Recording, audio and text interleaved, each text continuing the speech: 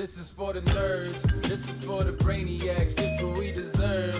Go ahead and play it back, you ain't gonna touch me, you not gonna do nothing, you are not above me, I bet you wish you was me, I know it, I know.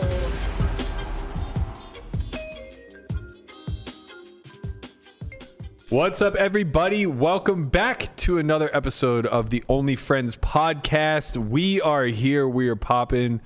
I missed a doozy yesterday. Sorry to have missed out on the WWE. Should we be the new Vince McMahon of the sport? I'm the new Vince McMahon. That's right. You are a young Vince McMahon. But I'm kind of glad I wasn't here for it. Honestly, I enjoyed the conversation. I watched it back today. I thought that it was pretty engaging. I think it could have went a lot deeper. Unfortunately, Brent had to get out of here a little early. He came to talk his shit and dip. Yeah. Nothing wrong with that. No. Nothing wrong with that. We have a little bit of technical difficulty with your usual host, so that's why I opened the show. The host is with the most. That's why we always keep a sidekick, nice and close. Sidekick gotta step up sometimes. Yeah, exactly. Sidekick gotta do some work sometimes. Sometimes it's on me to actually carry this fucking thing. Yeah, keep Berkey on retainer. Yeah. Is that the right word? Yeah. We do have a retainer every Wednesday. Matt Hunt. Oh boy, welcome Matt to the show. What's popping, Hunt? Doing well. As we welcome him, our engineer gets up from his station. we don't have a switcher, but that's okay. Yeah, He's here in spirit, guys. I promise He's you I'm in here, spirit. guys. I'm not just a disembodied voice. There he is. There we are. Yeah. There he is. Oh, that shot looks great today. Yeah. Fantastic. Look at you. Matching the background color of the Only Friends pod. Look, you're fitting right in. We're just going to take a screenshot of this and usurp you into the graphic behind you. I think that's a good idea. That's fine. Yeah. I would actually be happy to be. Yeah, we'll just put you superimpose you right over Chin's face. Just have me like up in the corner, like in just like some creepy way, just, like, peeking in. We gotta get a new picture for that for sure. Yeah. Said he superimposed me. I heard the old man say, "What the fuck is superimposed mean?" That's an old school Adam Sandler reference for the youngins. I'm pretty sure you have to be over 36 to understand that. Landon's like, "What the fuck are you talking I don't even know about?" if I am Andre gets halfway it. there though. I'm like, what the fuck are you talking about? I'm 35, so like it must be 36 exactly is the line. Maybe no. Well, I was 12, so you would have been like 7. Yeah, you're probably not listening to Adam Sandler's first comedy album, but man, it was so good. So good. The goat is a legendary That actually, skit. I think, is his second comedy album. Yeah, what was the first one?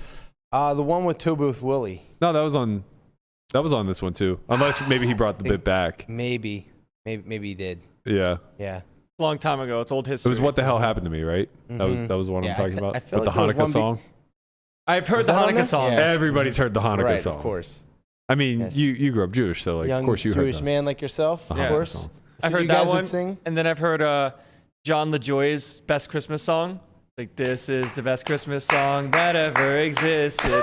It's Taco from the League. You've never heard this song? No. Wow. I watched the League, but I don't. Oh, it's not on the League. It's not on the League. It's just Taco. It's just Taco making this song about Christmas time. Okay. Yeah, I would hear it before winter break at school, like when we were in high school. Like, yeah. Anyways. Conrad, what's popping? Ain't shit, just chilling. What's popping with you, homie? Now that I see you got your sidekick next to you. Yep.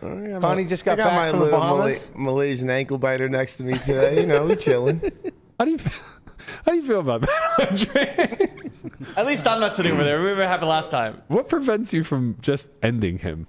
I mean, I could just bite his ankles one day. You should. I think I'm gonna do it. That actually would be the ultimate troll. Just knowing that you could just like submit him in any way that you so choose, but instead you just go right for the Achilles tendon. I mean, could you imagine just seeing the bite mark on his ankles and Conrad just posted on socials like, look what this guy did to me. Malaysian fucking ankle biter. Oh man! I think I'm going to do that. I let me know. I'd love to film it. I think this is the content that everybody's here for. Last time I wrestled Conrad, he pulled the "I can't breathe" card. Yeah, you're choking him out. He's choking me. That's a card that you have to pull. Like normally, that's kind of a big deal. Not being able to breathe. It was right after all the Ferguson stuff, so it's just I see. It was a card to pull right there. It was a good card. Honestly, can't breathe. It's funny because Andre will like try to convince me like you should get into BBJ, like you should come roll BJJ. or BJJ. You should come roll with me, like yada yada yada.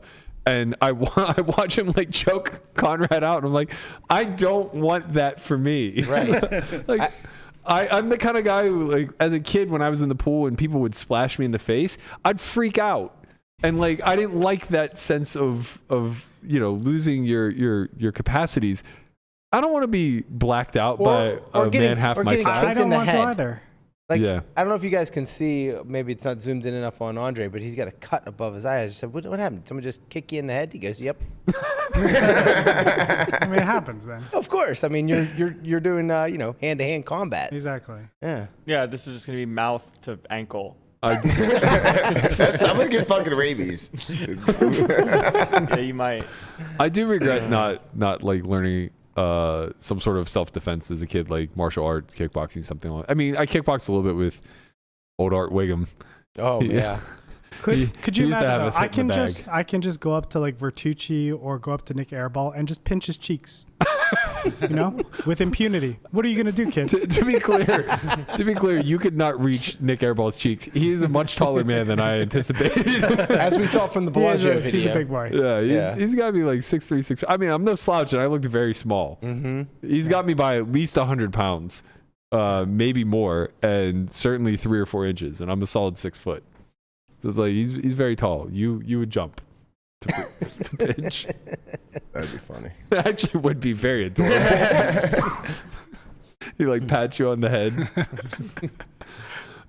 Speaking of Airball and the HCL crew, they went live on Joey Ingram today to announce the $1 million cash game, and I guess to clear up some details. So it sounds as though it's going to be 1K, 2K blinds, minimum buy-in of $1 million, and it's a 4-day long event. I'm not entirely sure, and I'm not sure that they're entirely sure either. These things are so sensitive to the lineups, and they're ever changing. But I'm not sure if it's the same lineup over 4 days or if they're just planning on rotating people in and out based off of their availability.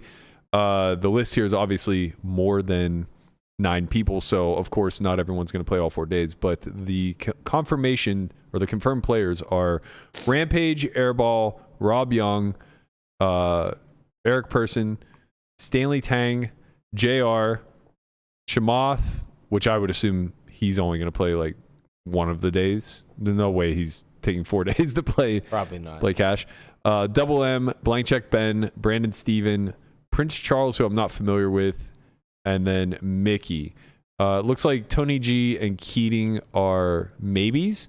I think that they're, in my opinion, probably like extremely low probability of playing. Keating's pretty lineup sensitive. Bit of a he likes to build the game, and this looks mostly like what you would see on a Hustler Friday show, just bigger stakes. I guess. Do we know what the stakes are? 1K, 2K. 1K, 2K, and no Annie? Not sure. I assume based off this. I have to be some sort of Annie. Yeah, I assume based off this crew there will be an ante. But a lot of these guys are regular. So Double M is a regular, JR is a regular, Stanley's a regular, Airball, Rampage, and Blank Check Ben. These guys are all regulars. The additions are Mickey, which the $1 million minimum is pretty impressive for Mickey to step up there. I think the biggest game he played prior was the one with me, Ivy, Garrett, Dwan, etc. I think he bought in for 100. I don't remember. I remember he was the biggest winner for like the first 5 hours. He was mashing. There's up like 5. Yeah, but he ended up not winning that session. But that's a steep buy-in. Although I guess compared to like his Backrat buy-ins, probably on par. He probably has some private game experience, and That is true. Yeah, that's true too. Like this, because I'm pretty sure all those private games are pretty big. The private games are. Private games can get a little fucking big. Yeah, that's true. That's definitely true.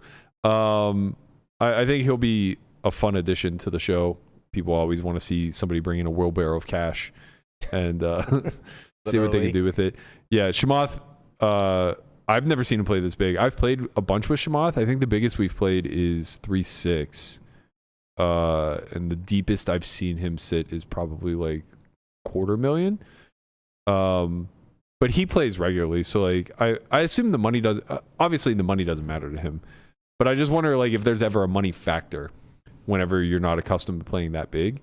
Because I know Helmuth spoke a lot about their home game, and they keep it for them. They keep it quote unquote friendly. You know, it's not really a bloodbath. It's like 1 to 20 to 50K ish type buy-in type stuff.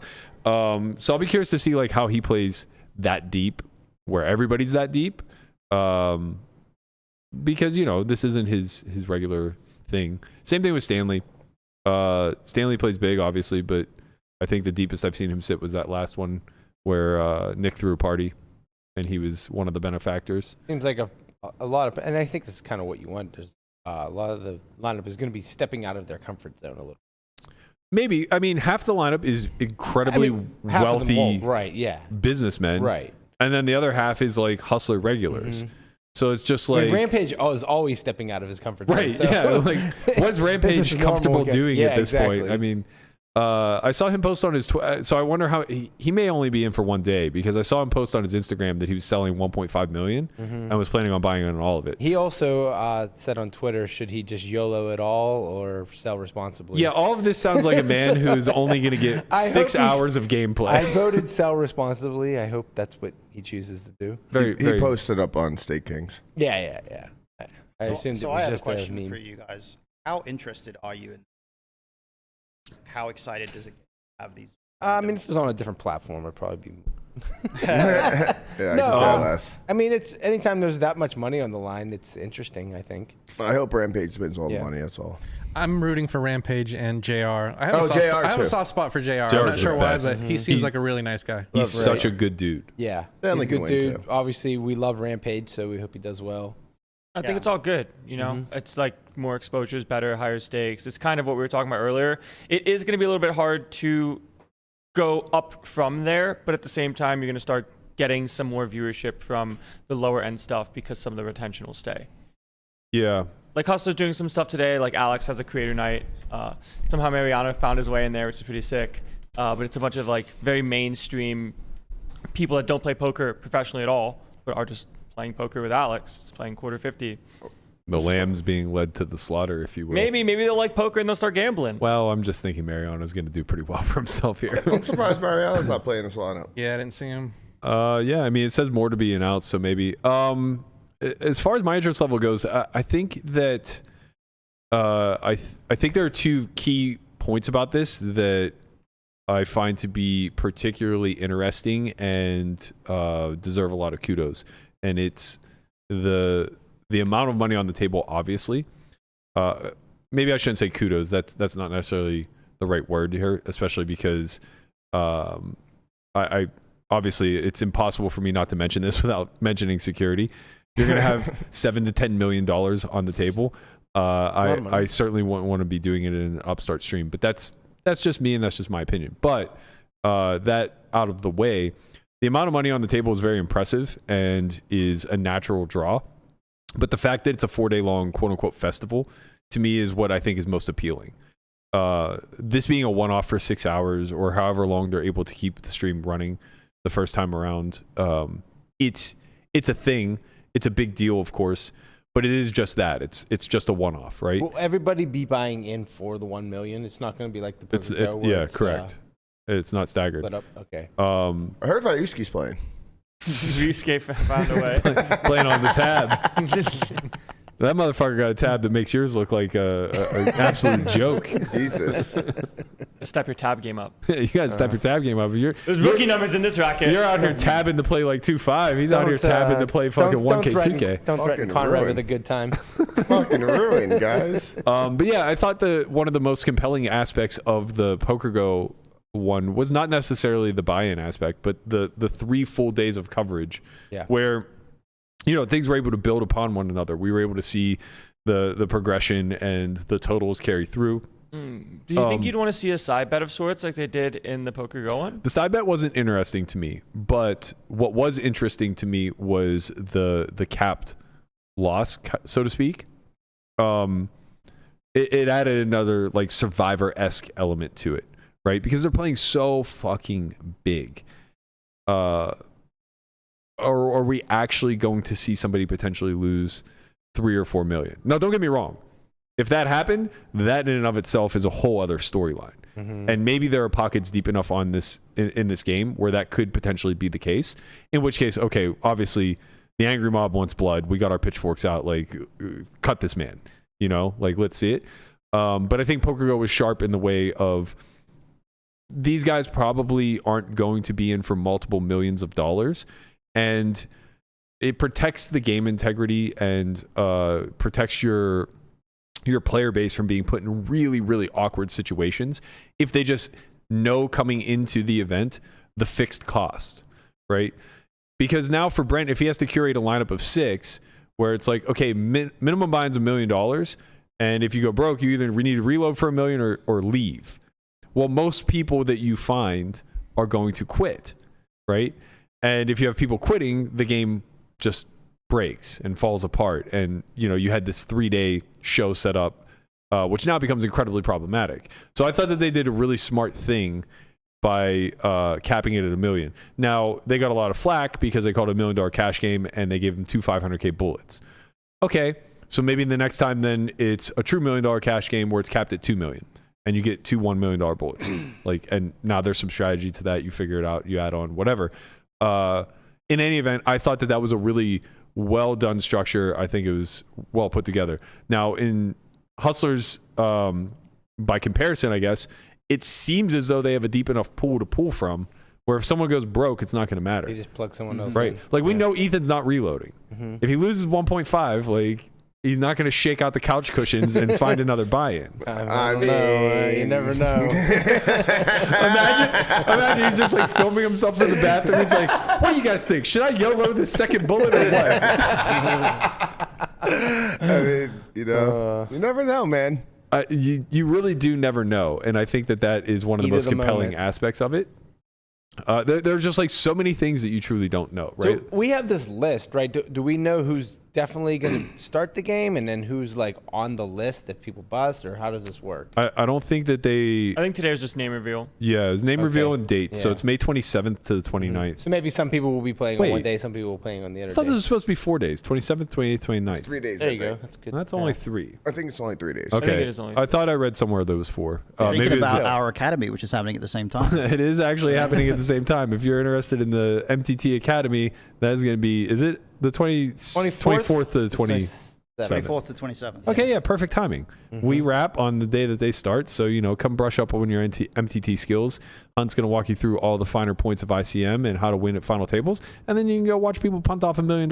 Yeah, Or you could shake out the couch cushions and then fly to Hustler and maybe play. Yeah, maybe.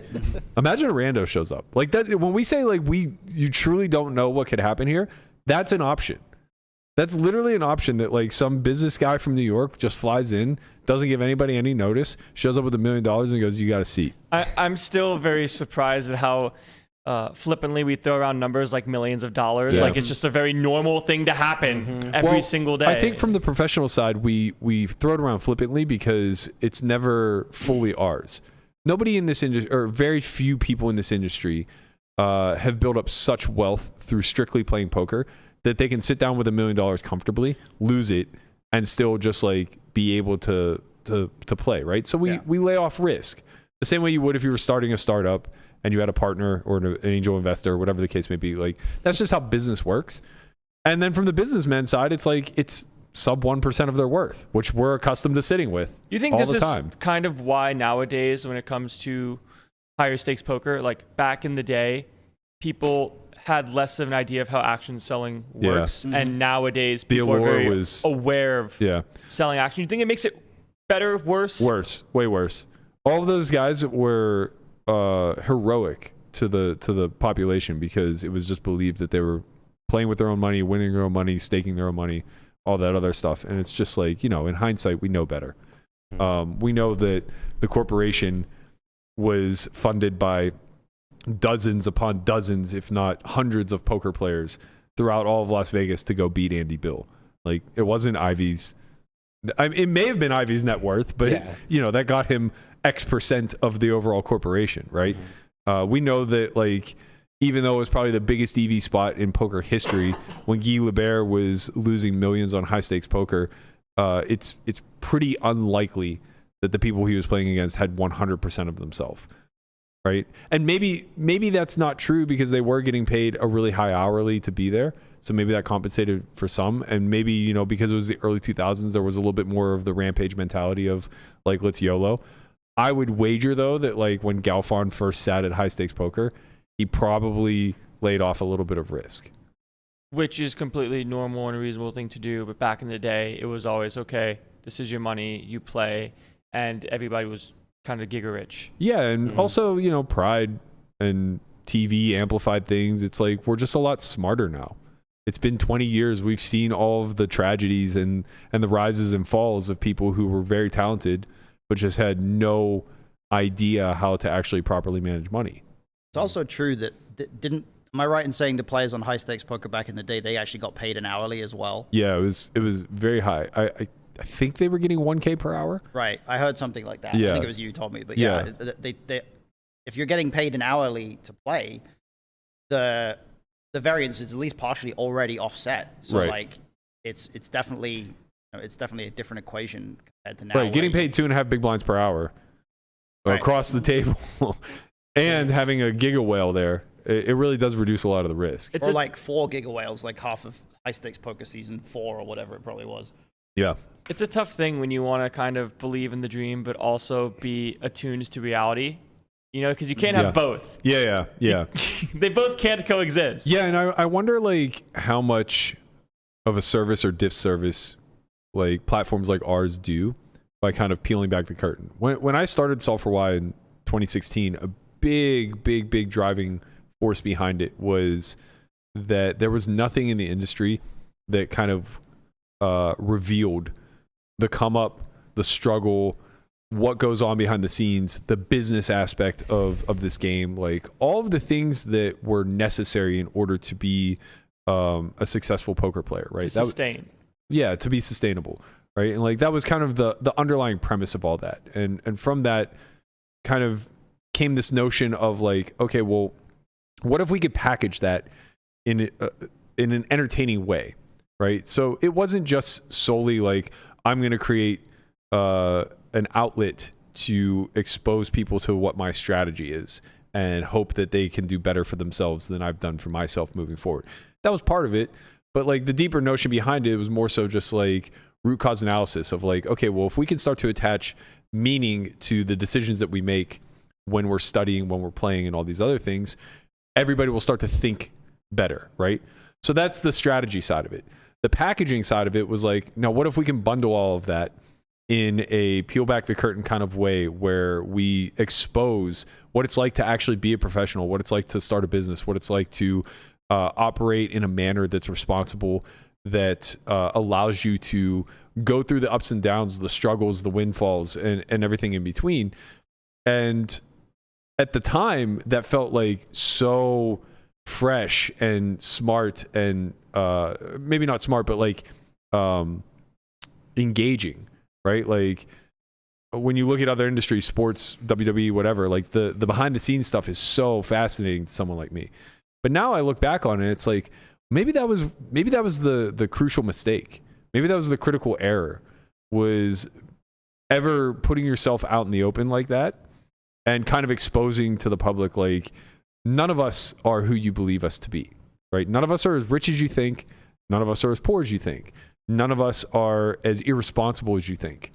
The punting that takes place is happening at a very small scale.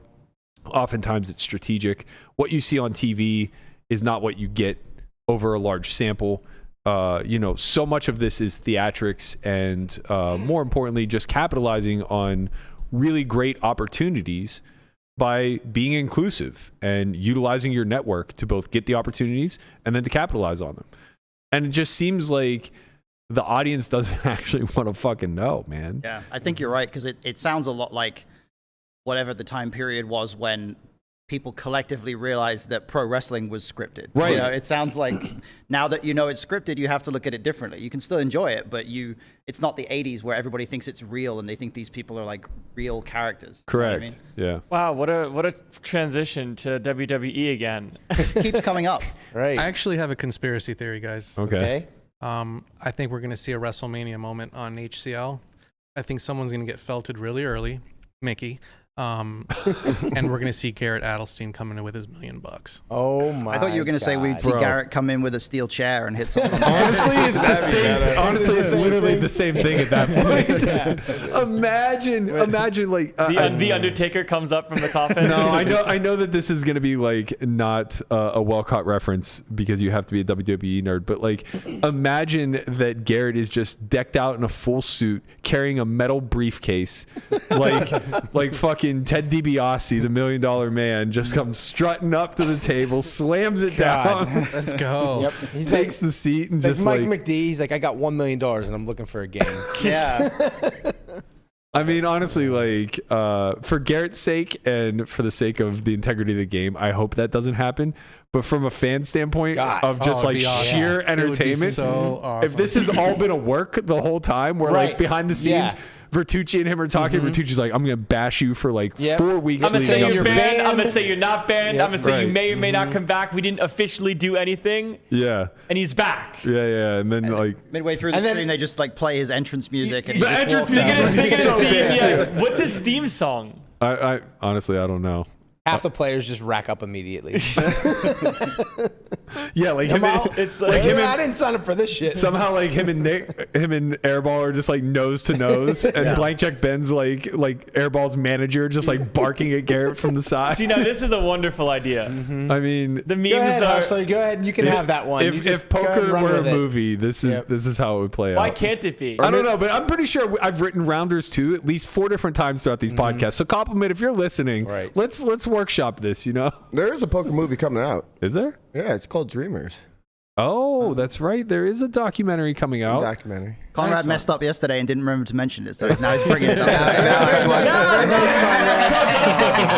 was good. That was good. That was really good. That was It a was great more segue. important to mention yesterday because Jeff's like one of the features on it. But you know, whatever. Fuck that Good guy. segue. Fuck Jeff, man. He's not even like 5 foot tall. Man, why do you hate on Jeff like this? You got to You're think not about even that small tall, people. Conrad. Man. Jeff. Yeah, you know you're not that tall, right? What? You know you're not that tall, Can you right? cut the camera back to me? Look at me and look at Andre. You're sitting on a stool. Look at me and look at Andre. There's See, a big height comparison. perception is not reality. Right. It's a great way to put it. Any other conspiracies of what we can expect from this $1 million game? It depends how far you want to go into conspiracies about the legality or the And then security. Well, I'll give you guys 10 minutes to tangent on it. I think that I mean honestly I think that the biggest conspiracy that I would have to this is that it's just straight boring, that like nothing happens, and I think that that's a possibility whenever you start playing stakes this large with this amount of money, where it's clear at least some portion of the lineup only has that single bullet. I think people like want to believe that whenever players are like monetarily stuck in a situation, that it creates for more action and more like great moments.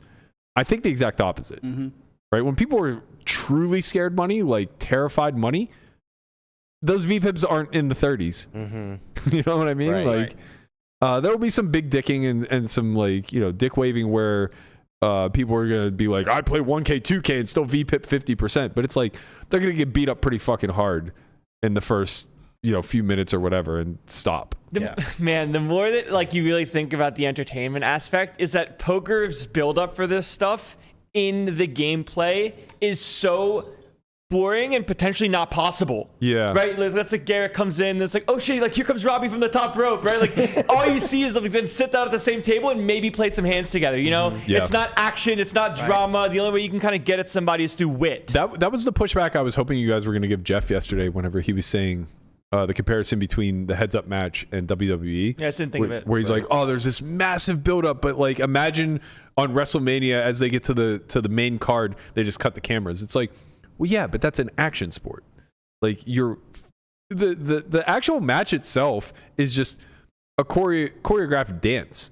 We only care because it has an outcome. Right. It's just silence with back and forth of hands going around. Like Yeah, I mean, it would be funny. Like, yeah, you put yourself in that situation where like the build up is, and then you guys are streaming, and then we watch you just a raise and fold for like 3 hours. And it's just like, anybody who's ever watched Heads Up what are we doing here? poker, it's boring as fuck. I've Trust watched me, a I lot of sat it. through 100 hours of D-Nights. I did commentary with Joey, with Doug.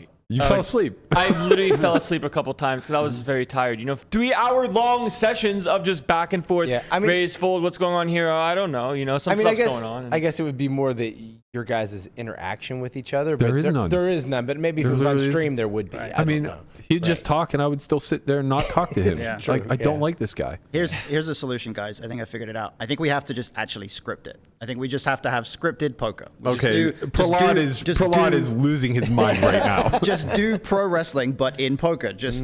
Everybody accept that it's scripted. We'll just do a bunch of fake hands, do a whole stream where we pretend that people are losing $1 million, and people will just enjoy it. You realize this is literally a conspiracy of some small corner of the internet led by Prahlad Freeman. They truly believe that televised poker is 100% the WWE and it's all scripted. Oh wow, really? I did not know. I didn't know that either. Oh, he's been floating this conspiracy since Hustler, since the Jack Forehand. That is insanely dumb. Of course, he's played on televised games. Right? Yeah. What does he think that they just left him out? Yeah, the reason why my idea of scripting it is a complete joke and it's a stupid idea is because it's so impossible to do that. How many people would have to be involved? How much of a scale would that conspiracy have to have? I think it would be amazing if it was known as like a parody skit, but you get the people involved. Where it's like you make it like a skit of an $1 million cash game, and then they have people playing. It's like, oh shit, who's that coming in? And then you get Garrett coming in, you get Robbie coming in. You have like scripted hands, beef. You Yeah. just make it fun, but people know it's a parody. This is what I'm saying. Make it like wrestling. Yeah. Everybody knows wrestling is fake or wrestling is scripted or whatever. But people still watch wrestling. It's still fun to enjoy. You can still enjoy poker. It's the good drama. It's the drama that we want. It's the reality TV show. Yeah, you couldn't like hide the fact that it is because there's too many people involved. Like people say that like the NFL is rigged and it's scripted. It's like, no, it's not. Like that shit would have got out already if it was. Exactly. Too many moving pieces. I have to tell you, Big for Steelers. That is like the no, but that is like the theorem that we all go off of is that conspiracy theories are generally false because so many people would have to be kept under wraps. But I got to tell you, man. And maybe this doesn't apply to like poker or the NFL or anything else, but when you have massively powerful entities, like let's call it the government or whatever, I don't know, man. I think that they can keep shit quiet. I just really think that whenever they look at you in the face and go, your life depends on keeping this secret. When the threat of death is there, then yes, people tend to keep their mouth shut. Yeah, I don't think it's going to work at the poker level. I agree. Right. But also, I know that there's a dozen scammers within this industry that not one single person is ever fucking outed. So you think the moon landing's a fake? I truly, I would... I know that if I started to go down the conspiracy route, that can of worms. If I started to go down conspiracy theory routes, I know that I would just get sucked the fuck in. Yeah. And then I would have to really claw my way back out. Well, they're fun because it's like, if you're watching like some sort of documentary, like they're going to spin it to make you start to believe. Super and you're like, biased. Man, and then your mind starts working. There's so many conspiracies. I mean, one of them's got to be true, right? Of course. Probability of large numbers. Right. But think of it this way. Like we always say, oh, that shit would have got out. You know how many people would have to keep a secret, yada, yada, yada. It's like Ali and Jake were cheating right in front of our face for 2.5 years. The whole high stakes community knew about it. Yeah. Nobody said a fucking word. It was the best kept secret in poker for no good reason. Right? So it's just like, imagine that at scale where there's actual incentive to keep the secret. Yeah, that's true. Seems reasonable. Maybe we never made it to the moon. Who fucking knows? What is a conspiracy and what is a conspiracy theory? There's a line there. This is a weird route to go down, considering you brought me on here to talk about river bluffing. Well, we're getting to it. That doesn't seem like a good time to get into this. So there was some back and forth between Galfond and Polk. This was maybe 3 days ago, I suppose. Yeah, something like Galfond's been doing a lot of the Twitter threads and engagement farming, and honestly, I think he truly does it from a point of offering value, which I think is a lot more commendable than just shit posting and doing so in a 12-part thread. But that's no surprise. Phil's obviously good at what he does, and we have a lot of respect for that. But he put this thread out, or I guess it wasn't a thread, it was just a tweet. He said, I'm at the bottom of my range, so I have to bluff, quote unquote. Are you playing Linus Love or Barry Sweet heads up? No. Then you don't have to bluff. You should only bluff if you think it's more profitable than checking and losing. It's really that simple.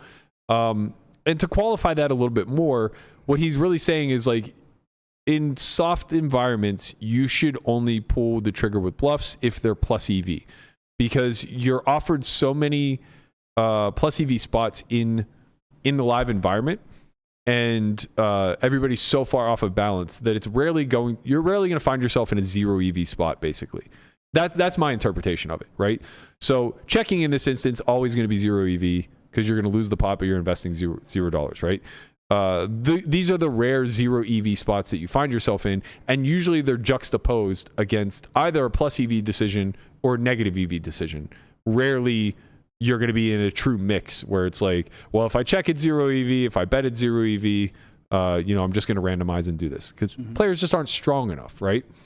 Doug replied to this. I have to find it. I should have had this up. Here, and he said, just bad advice. Force yourself to bluff optimally and take what's yours. If they call, that's fine. Print EV. Normalizing giving up is how you become a weak losing player. Suck it up and fire that final bullet. And I guess to defend this stance a bit too, this kind of doubles down on what we talk about often, where when people are introduced to this game, it's very, very, very rare that they actually learn the bluffing side of the game tree prior to becoming pretty competent at poker, right? Everybody learns the game through the lens of value. So when you first pick up the game, you learn what beats what in rank order.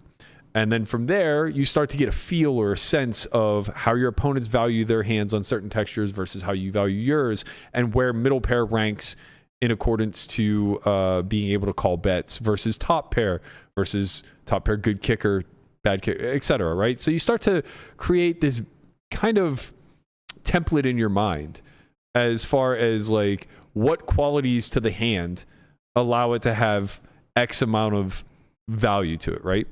And what Doug is basically saying is all of that's bullshit. The only way to really rank a hand is based off of its equity. And if you understand the equity of a hand and the properties that allow it to be high, medium, or low, then you'll be able to optimally figure out how to approach each spot. And if you're ignoring that, then you're imbalanced and you're super exploitable. Basically, if you're ignoring the equity of a hand and the properties of the hand that allow it to either value bet or bluff, then you're going to be strictly passive whenever you have nothing and strictly aggressive when you have good hands. And sure, there'll be a gradient scale to that because you're going to have a lot of middling stuff, but you're just going to trend passive in general because you don't really understand how to pull these triggers. So I think both of them have really valid points, but they're kind of two ships passing in the night, right? They're both on two extremes. And maybe that's not even the case because I don't think Phil's point was meant to be extreme, right? Yeah. It was meant to be, if you feel like the spot is close, but you have more information, take the more information and utilize it. Where Doug is coming strictly from a game theory standpoint. Go ahead. Yeah, the way I read it was it feels like they are talking about two different scenarios in that Phil is talking about if you are in a spot where you're pretty confident that it's a spot where the bluff is break even or possibly even losing, or for whatever reason you're pretty confident that it's not a great bluffing spot, but you're up against an opponent who you're wondering whether do I need to take this spot even though it's not a good spot just to make sure that they know that I'm capable of having bluffs here. So Phil is looking at it from the premise that you have an understanding of whether or not this is a profitable bluff spot in the first place or a profitable check spot. Whereas Doug seems to be looking at it from the perspective of if you don't know, then now is when you need to understand what's a theoretically good bluff and therefore you make the bluffs. So Phil is talking about spots where Phil is basically talking exploitatively and Doug is talking theoretically. Right. And I think you're right that they're like passing across each other or talking past each other because they seem to be making different points. Neither one of them is necessarily wrong. And I definitely think Doug saying it's bad advice is like misunderstanding the point that Phil's trying to make.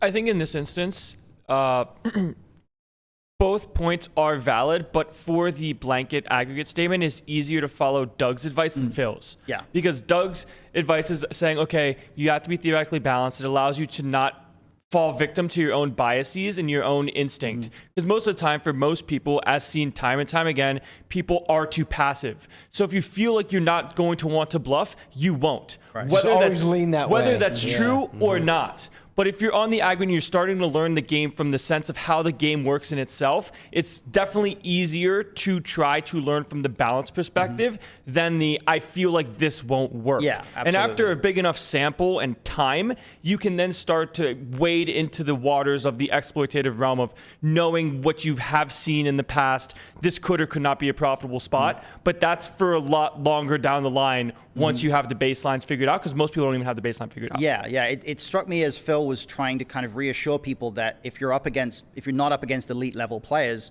you don't have to worry that your lack of bluffs in that spot or you not taking that particular bluff spot is somehow going to come back to haunt you later on. And I definitely think Doug's point about most people not being aggressive enough by nature is very accurate. But it just seems like if you are good enough that you know whether or not a bluff is a good bluff or a bad bluff, as is the premise of Phil's tweet, then it presupposes that you already are at the point where you have a good understanding of what's theoretically correct in a certain spot. So the two circumstances are independent of each other. I'll take it one step further. I think that what's at the core here of this discussion, I suppose, is that Doug is speaking from a theoretical stance, and From Nash. yeah, in a vacuum, right? So basically, he's coming from the standpoint of like what this looks like in the lab, and I think Phil is coming from the standpoint of, even though it's not quantified, I think he's coming from the standpoint of mass data analysis, right? So even though in Phil's corner, we don't actually have the data for live, there's just like observational stuff that becomes pretty reliable, even though it's easy from Doug's camp to just like say, well, that's just your own personal bias. It's like, yeah, fine, you could say that, but at some point, I guess like I lean a little bit into Phil's messaging in the sense of like we can trust that to some degree, but it does come with the underlying aspect of you're already where Doug is at, saying if you know a bluff is a bluff, you have to at least be capable of pulling that trigger, right? And I think that the nuance here is that what people don't understand about live poker, and I know that like not everyone agrees with me on this, but like we're actually getting to a point where we have at least small samples having, you know, scraped some data on live games off of streams and whatnot, that it just becomes fundamentally true. People front load their aggression with equity. So ultimately, when they land at the river in a passive way, they're just really nutted, right? Just like when they land at the river in a triple spot, they're also like generally pretty nutted. And the reason for this is because they don't understand how to navigate that medium low portion of their equity distribution. So it often just trends passive, period, right? And it falls off early and often.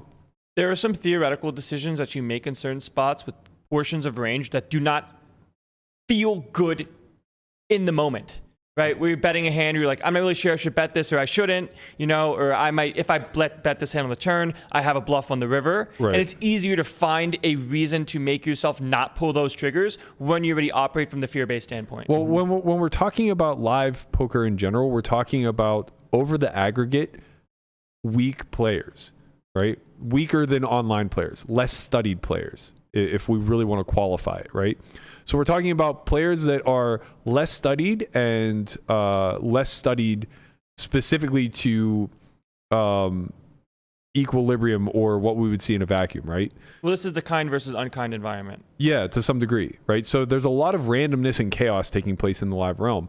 And when you add that in, what ultimately we're looking at here is Phil and Doug looking at the exact same sim where Phil's is locked for his opponent playing all of his high equity hands aggressively and all of his medium and low equity hands passively. And Doug's is just balanced, right? And what you ultimately see is that the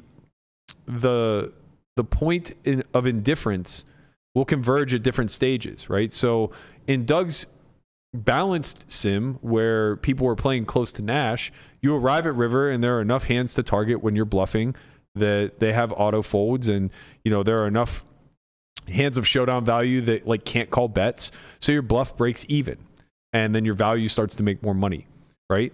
But in Phil sim, where it's like just locked, that your opposition folds out their medium strength hands and their low equity hands facing barrels on flop and turn too frequently, they don't get to the river wide enough. So now his point of you don't print EV pot bluffing river when they're 65% likely to call becomes really valid, because what happens is they have a concentrated range now on the river that is not as wide as you perceive it to be in theory. And when that's the case, now your bluff that's supposed to break even is getting fucking torched. Well, therein lies the issue of the conversation, is what wins the most. Where if somebody operates under the standpoint of pile solver, no matter what circumstance, wins the most over a long period of time, you're going to follow the machine to a T. But once you start having that perception of maybe there is ways that you can do better than Nash with extra info, now you start making those changes. It's not doing better than Nash. It's understanding that Nash has moved. Because if you follow the script of the sim on the flop and the turn, you've now printed money, like endless money, with hands that were supposed to be like close to break even, right? But now when you carry that forward to the river, there's a compounding effect where like all of those hands that made money on previous streets have to give up because now they're losing money if you continue to funnel money in. Because they have that one portion of the range that they're correct. That they're going to continue with this very strong. Yeah. You can't make money everywhere. You can't make money on every exactly. street. Right. Exactly. Mm-hmm. It's impossible to make money due to overfolds on flop, turn, and river. Yeah. Right? Like at some point you reach a convergence where they just have calls.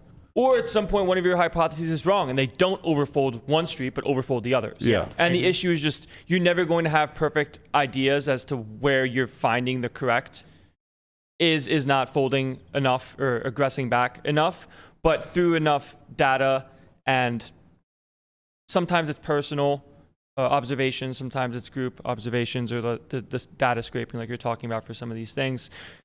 Some of these initial thoughts are actually true in practice, right? But not if you're loading up a trainer sim playing button big blind 3-bet pot 100. Right. Mm-hmm. You're playing a perfect machine. So I guess that therein lies the question, right? If you're a newer player who's trying to take on study and you fire up Twitter one day and you see like, oh, another great day on the internet. You see two of the major figureheads in this space who both own training sites that are attempting to make everybody get better, having this sort of debate back and forth and lacking the nuance that Twitter lacks. What do you do? Like, how do you, as a new player, approach this situation if you recognize that in practice, people do not play according to the sim, but in theory, that also means that you as the new player does not play according to the sim, and it seems pretty important to have those chops. I think that it's more sound advice on the aggregate to try to learn from the Doug standpoint of learn theory, get your baselines, and then start adjusting, versus try to find the adjustments on the fly. Unless you have somebody that is willing to hold your hand through that and trial and error talk to you about how poker works from their perspective. But at the same time, you have to come to your own conclusions. And you can start by looking at what a perfect, kind environment is, and then you can extrapolate to unkind, at least in my opinion. Yeah, I think the hardest part of all of it is that because we're talking about river situations are incredibly sensitive to the conditions that existed on the previous streets. Right. So if you suddenly are looking at the same spot, but you're looking at a situation where somebody used a crazy big preflop size, or they used some weird flop bet size that's a long way away from what they should do, suddenly it throws every variable off, and you now get to a river spot where the principles that should theoretically be in operation about how each player is going to try to keep the other one indifferent, and the bluffs are supposed to break even and things like that, a lot of stuff starts to fall away. And if you start working with node locked sims, if you start looking at what happens to the sim when you lock a player into doing a certain thing on an earlier street that's way far away from optimal, you get some very, very weird results. And the adaptations are not intuitive even for people who have a very strong understanding of theory. So I think the understanding of theory has to come first, but you also have to do it you have to kind of preface that or approach it from the perspective that we're learning theory. We're like learning the rules so that we can learn how to break them. You know, we're not learning it to replicate it. I think that the, call it, higher end last 5% was kind of proven when we've talked to some high stakes players on other sites, saying that the biggest winners in the game probably aren't using the RTA tools, right? Like Wizard is just printing its win rate and you let it go. But the best are clearly doing something fundamentally different. The highest win rates come from Phil's side of things, but the more consistent learning strategy comes from the Wizard side of things, if that makes sense. I'll offer a bit of a compromise, I guess, with what I would do if I were new and trying to learn. Personally, the biggest eye-opening experience that I had in beginning to work with solvers was seeing reactions. It's so much less about the actual strategy as it's meant to be played in the vacuum, and so much more about being able to marry your intuition together with what the theory is suggesting. So what I mean by this is maybe we don't have perfect data on how the pool is exploitable, but we have ideas both in ourself and like using ourself as the barometer, and then looking around and measuring up, you know, our opposition skill set against ours. We can use that when studying to kind of understand where reactions fail, right?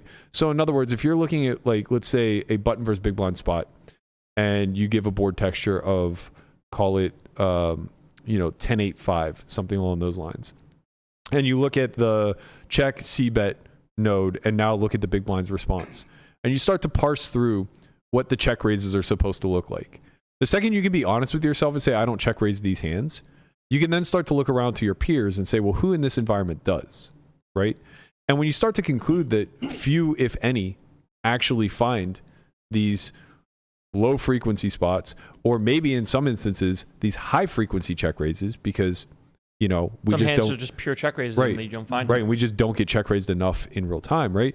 Then we could start to make some pretty clear conclusions about how bluffing works practically. And it's like, number one, it's not utilized enough in my environment, so this is something I'm interested in studying further. And then number two, it's not intuitive. It's not as simple as just having Jack 9 on 10-8-5, right? Like, that can't be our quote-unquote bluff. There are a lot of places we need to pull from. And now, if you really start to study that reaction and you start to segment where these bluffs are coming from, you'll start to see it break down the board in a certain way, right? You'll start to see hands that like wrap the 10 and provide you some like straight draw equity. You'll start to see some hands that wrap the 8 and again provide you like some straight draw equity, right? So maybe you're choosing a hand like 6-7 or whatever the gut shot. I guess there wouldn't be one on this texture necessarily. Maybe 6-4, something like that. Hands that utilize the 5 because they block bottom set. These are principles that you can all extract simply by looking at the reaction for something that's not actually taking place in your environment. And now you can begin to understand how bluffing actually works. That to me is the most critical principle to pull away from this. It's not to actually go out there and start finding the ace-5 check raise on this particular texture, because it's not necessary. And that's Phil's point, right? You don't need to do it because everybody else is playing so face up that all you're doing is value cutting yourself in most instances. Yeah. Here's another thing that I think is also an interesting part of this. It's that from coaching, I've found that a lot of people are, I guess, lacking confidence in their instincts about what their player pool is doing. Mm-hmm. So like, you'll say something like, well, the people in your pool are not check raising enough. And they'll be like, well, how do you know that? And it's like, well, look at the stuff they're supposed to check raise in this spot. How often have you seen them show down one of these hands after check raising? And sometimes it takes a lot of experience and time for a player to really gain enough confidence in what their player pool is doing that they really lose that monsters under the bed kind of feeling of they know how to exploit me, right? And I think this is true with rivers as well. I think that to a certain degree, players have to go through a certain number of iterations in a certain player pool before they reach the point where they really understand that if you pull triggers in the right spots, you will get folds. And if you construct your lines on earlier streets and pick the right hands, you will get folds. And there's certainly a long period that I think players go through where they start to feel like nobody folds. You know, I'm not going to bluff because nobody folds. And you have to overcome that hump of like, you have to actually take the spots or find ways to engineer the spots so that you can gather information from experience of actually seeing your opponents fold, just to prove to yourself that they do actually fold those spots. I think it's also, I agree with you. I also think it's a byproduct of the way that people are learning and the way people are being coached. It's always a me-centric, like the world revolves around me type of lens. So if somebody wants to get better at, button versus big blind, very rarely do they look at big blind defense. They're going to start by looking at the button sim and how they're supposed to approach c-betting, how they're supposed to approach handling check raises, double barreling, and all these other things, right? And it's easy to lie to yourself when you're looking through the offensive lens. It's easy to look at the c-bet strategy and say, like, on King 10-5, I check back enough King X. On King 10-5, I c-bet enough of my open-enders or 10X or whatever, middling frequency type of things, will show up in the sim. It's easy to say, like, I have c-bet this hand before, or I have checked back this hand quality or a hand class before, right? When you look at the response, though, and somebody challenges you and says, like, okay, let's look at the big blind's check raising frequency. Here it's 20%. Do you think your check raising is 20%? That means nothing to somebody who's unstudied. Right. They have no concept of what 20% is. So it's easy to just say, like, yeah, I check raise, right? It's like, okay, well, let's actually go through the hands and the hand classes that prefer to check raise here. And you start to point out the individual candidates and say, when was the last time you check raised on this board facing a button c-bet? And they just will respond with, well, they don't fold. Why would I check raise that hand, right? So now it becomes a lot of copium and a lot of having to deal with the fact that, there's a bit of imposter syndrome setting in. I don't actually execute these strategies that I believe myself to. And how could I? Because I'm operating off the assumption that I intuitively just knew, just by being introduced to the game over a few 100-hour sample, I would just intuitively know how to approach all of these nodes when it comes to being aggressive or passive, right? They just lack that. It's just like, I always compare it to the gym analogy. People like to believe that we just know how to lift weights somehow. Like, you're just born to know how to get strong, and that all you have to do is buy a gym membership, show up, and walk through the doors. Like, you walk through the doors one day, you're like, I'm a young, healthy individual. I'm going to fucking get yoked. I'm here to put on muscle mass and just lift all the weights in the gym. And then you walk in, and it's just this massive room full of meatheads and tons and tons and tons of weight with machines that you've never seen before. And you think to yourself, I don't know where to fucking begin. And I don't know what the motions actually look like. Brian and I, the first time we walked into the gym, laid face down on a hack squat and started humping it. We're literally humping a hack squat, going, yeah, this is calf machine, baby. Yeah, bro, let him cook. We got this. This is calves. We're sitting there riding a fucking hack squat machine. Our calves were yoked. Absolutely yoked. That's one way to do it, right. I guess. That's one way to, right? So it's like, we just intuitively think that we have this programmed into us. I mean, not to take this too far, but it's like, we think the same thing about sex and like anything else that we do naturally as human beings throughout the course of our life. We just think that we're the intelligent being, and somehow this is instilled in us through centuries of evolution. Or the unintelligent being of, I don't know anything, I'll never know anything, I have no idea what's going on ever. At least that's a better blank slate to start from, right? They're experts in things for a reason. And the whole reason that we lean on Phil's guidance or Doug's guidance or ours or anyone else that's out here promoting training material is because we have the fucking reps. We've already made these errors. We've already suffered the pain of letting ego be our guide instead of intelligence, right? And it really does take that eye-opening moment of like, holy shit, this machine is doing things that just don't make any sense to me whatsoever. And I need to get to the bottom of that. That's the bluffing tree. No one intuitively understands the bluffing tree. You have to extract game theory principles to their core and just get to the simple baselines of, okay, blockers have some relevance. That's a principle I can follow. Equity has some relevance. That's a principle I can follow. This in itself is what makes variable stack games much more difficult to study if you only look at it through a lens of playing a trainer through a script. Yeah. Where if you're looking at MTTs, you say, okay, I want to play button big blind 20. Button big blind 20 is way different than button big blind 40, different than button big blind 50, you know? That's in part why, like, as frustrated as I am with the airball thing, it's like we play anywhere between 100 big blind stacks and 2,000 big blind stacks. So it's like, 2 weeks, it's going to help them. It's going to close the gap. It's going to certainly lessen my edge, and I've probably had tens of thousands, if not hundreds of thousands in EV lost, but there's still edge out there, Knowing how to play 1,000 big blinds better than the next guy is worth a fucking lot. Yeah, the way I see poker nowadays, after a lot of the sim work and a lot of the studying and doing pretty well in the player pools that I have been in, it's you're effectively betting on your ability to extrapolate from the machine once you get that far. Where you know what baseline is, you know what the responses are, and if you know what the rules are, you are then allowed to potentially break them in ways you see fit. Yeah. The issue is it takes a very long time and hours and hands played and trial and error and looking at sim stuff, finding and understanding heuristics as a whole to then start making that change of your strategy. And it's not an entire strategic overhaul overnight. Right. Sometimes it takes months, sometimes it takes years. Like the way that I play now versus the way that I first started playing is completely fucking different. Right. And it should be. We talked about a 4-bet spot yesterday where, when you study cash, this 4-bet spot of hijack button big blind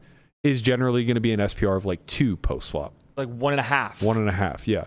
So I had ace 4 suited as the 4-better, came ace jack 8, one of my suit, and I chose to check. And Landon's like, this is clearly a range bet spot. Like, we have to get after it. I go, the SPR was 12. Scary. Right? So it's like, we're not in Kansas anymore, man. Like, we can't just have top pair and, find ways to get all the money. Not only are you going to have more of a linear range due to the depth, but you're also just going to be against more linear of a range due to the depth. Like, I was against Jack 8 of diamonds, which certainly is a hand that doesn't exist at 100 or even 200 big blinds, and maybe shouldn't exist at 1,000 big blinds. Not sure, but the fact is it does. Here we are. Right? Like, it does. I don't get punished if we're 100 big blinds deep and he chooses to call Jack 8 suited pre and outflop me on ace Jack 8. It doesn't matter because so much money went in before the flop that I can't make any mistakes post, really. And, his win rate when outflopping me is marginal. But when we're 12 pots deep and we play a fucking big one here because he outflopped me, now all of a sudden this hand having some sort of bingo effect to it is worth something, And that's now a whole other caveat that needs to be navigated as depth presents itself. So Landon's point is incredibly important here, where it's not about sitting down and finding some format and structure that you most often play and then just, rote memorization of what will the machine do, what will the machine do, what will the machine do, and try to apply. That is if you're playing one specific game for your entire life under the same circumstances, right? Like you play a heads-up challenge and you get to play somebody 100 big blinds deep every time. Yeah. There you go. Do that, follow the machine, you're going to print. Yeah. But the problem is you'll never actually truly, quote unquote, become a poker player because our job is to chase EV, right? Like our sole purpose is to find the highest EV situations and pursue them with vigor. And it's you would have to be a very privileged individual to find yourself in an arena where the highest EV situation always available is the one that you happen to be the most studied in. Right? The highest EV situation from now until the end of my career is somehow, some way, just 1,000 big. Well, actually, there might be something to that. It might actually be 1,000 big blind, 3 blind cash with an ante. Listen, man. But nevertheless, like there's always going to be an evolution. Talk right? enough shit on the internet, and then maybe you get that chance. But that's the point, right? I now have to learn heads up because there's a high opportunity there. At some point in my career, I had to study MTTs really hard because there was an opportunity there. Man, imagine if that's the 3D chess plays. Doug just talks all this shit because he knew he was going to get a heads-up challenge versus D-Nags. I was like, you know what? It's been worth it all these years. fuck, man. I mean, yeah, Crazy. if Like, that's so much money there. There's so much money to play somebody in a format that you know is like the back of your hand. that's why it's insane. That's why it's insane, and that's why, like, I clap back saying, like, we have a seat for you, Bellagio, any day of the week, because nobody's ducking you when it comes to playing Ring. And he reframed it as like, oh, okay, you and all your friends are going to come beat up on me. It's like that's clearly not the point, man. Like, we could just crossbook or do something like that makes it 1v1. But the point is that it's a totally different fucking structure, and one that you're certainly not very studied in. Now, I don't think Doug's losing in that game by any stretch, but I think that, like, if I have edge, it's going to be there, not fucking playing 100 big blind cash heads up where he's an end boss. Yeah. Like, nobody's silly enough to believe their own hype to think that or maybe people are, but, like, nobody this far along as I am is dumb enough to think that in a format I've never studied, I'm just going to go out and take on anybody. Sometimes you're dumb enough and you give somebody money to do it, That was a long time ago. Man, what the fuck is wrong with me, dude? Jesus. We've come a long way since then, You're operating under false pretense. If you had started that exact day, I think that I would have been fine. I think the match would have at least came to a conclusion. Yeah, it would have been. I don't know if you would have won or lost, but I think you would have at least played it to conclusion. Yeah. Right? But like, giving him that much time, and again, like, it's time. Doubling back to the airball thing, it's like that's the perfect example. Like, Bill probably closed the 9 big blind per 100 skill gap over those 3 months. Pretty quickly. Right? So it's like, okay, my skill gap over airball might not have been 9 big blinds. And he doesn't get 3 months, but he gets, like, 2.5 weeks. If it gets closed from, like, call it 6 to 2, that's a lot of fucking EV to lose. I thought your point yesterday was really, really, really important that people don't understand.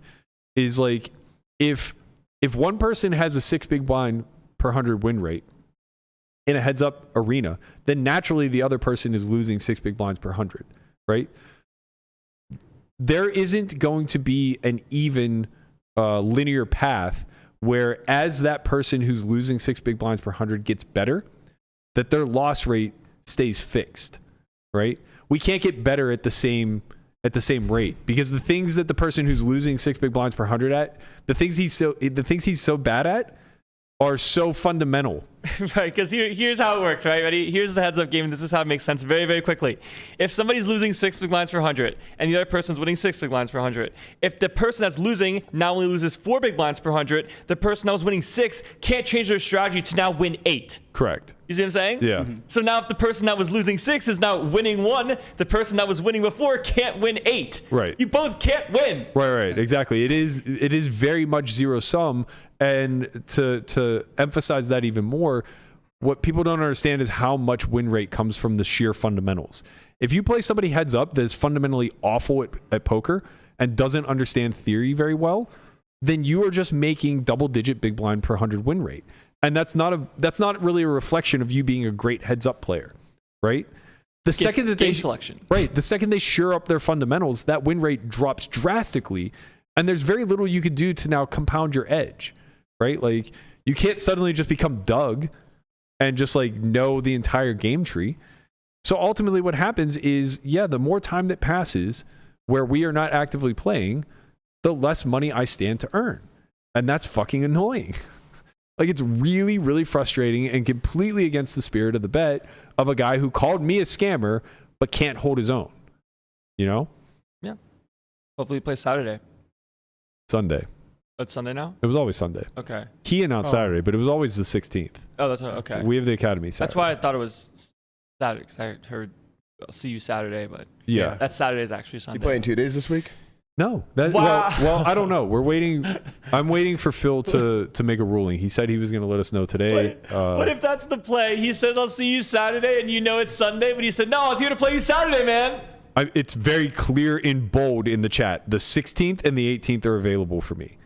And he very clearly said, I am not available on Tuesdays ever from now until eternity. But I am free on the 16th, which is Sunday. So I'm going to get one session, I guess. But, like, I'm demanding 20 hours this week.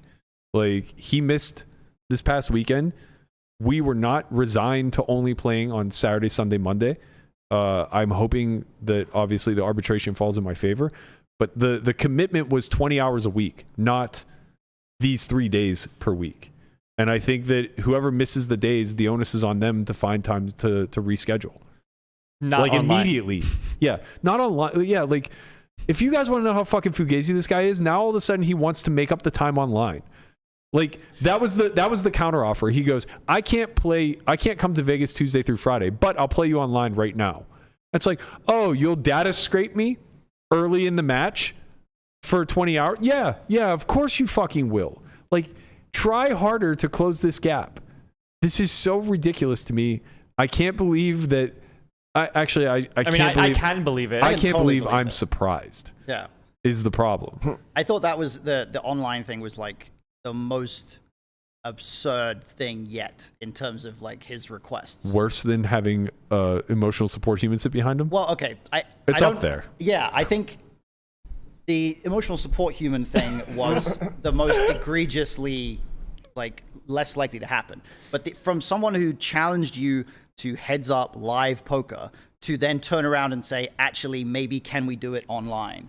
That was the one that made me go, Jesus, what is wrong with this guy? Like, I mean, the thing is that he truly thinks that everybody watching and listening is so dumb compared to him. Like, it's honestly like when an 8-year-old tries to sneak the most obvious lie by you. Yeah. And like wraps it in these fancy packaging.